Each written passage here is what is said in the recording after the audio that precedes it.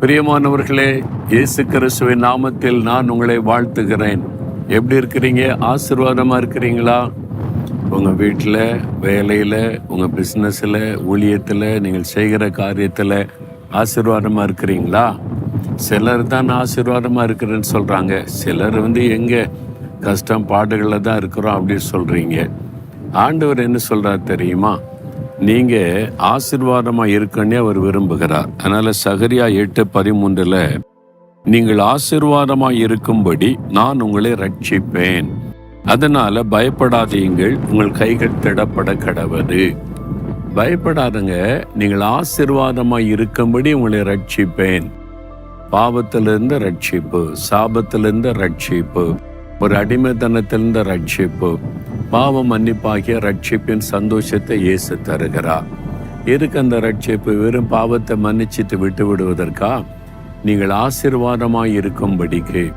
ரட்சிப்பு என்ற வார்த்தைக்கு என்ன அர்த்தம் தெரியுமா? ஒரு முழுமையான ஆசீர்வாதம், பெர்ஃபெக்ட் பிளஸ்ஸிங் என்பதாக அர்த்தம்.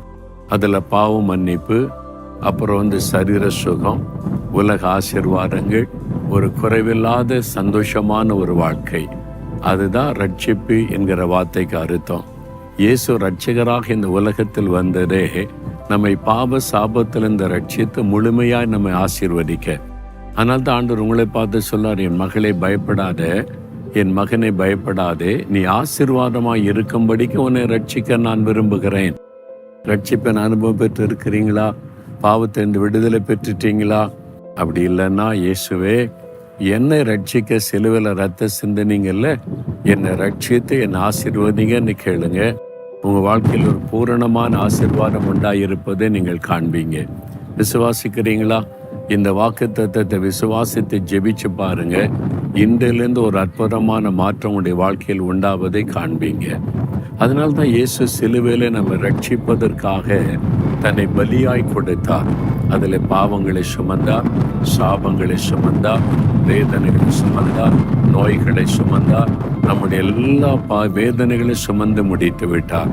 அந்த ரட்சிப்பு என்கிற வார்த்தைக்குள்ள ஒரு முழுமையான ஆசீர்வாதம். அந்த ஆசீர்வாதத்தை முழுமையாய் உங்களுக்கு கொடுக்க விரும்புகிறார்.